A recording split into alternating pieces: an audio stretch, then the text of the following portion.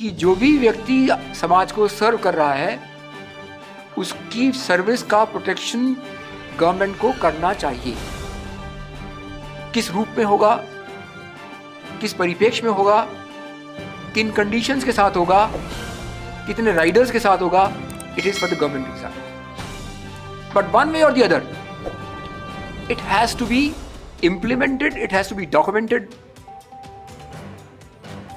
और ये जब पॉसिबल है जब आंगनवाड़ी का जो ये स्कीम है ये इंस्टीट्यूशनलाइज होगी।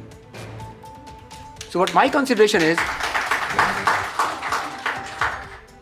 आपको एम्फसाइज ये करना है, not as a demand, not as a protest, to ask the government to examine when you have so many schemes institutionalized by you by passage of time.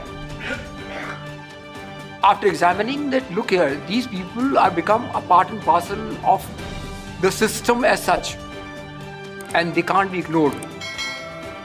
Their valuable services has now been time tested and acknowledged by passage of time. और यही कारण है कि सिर्फ gratuity के लिए नहीं, लेकिन हमारी जो मांगे है यूनियन की मांगे कि उनको रेगुलराइज किया जाए, वो मांगों को समर्थन सुप्रीम कोर्ट ने दे दिया।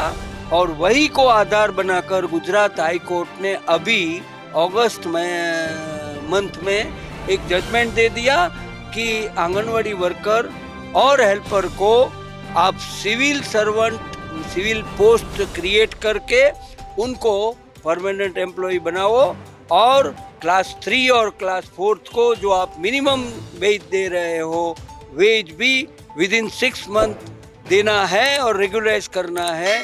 सीधा डायरेक्शन गुजरात हाई कोर्ट ने भी दे दिया। हमारी मूवमेंट के लिए बहुत ही इम्पोर्टेंट जजमेंट है।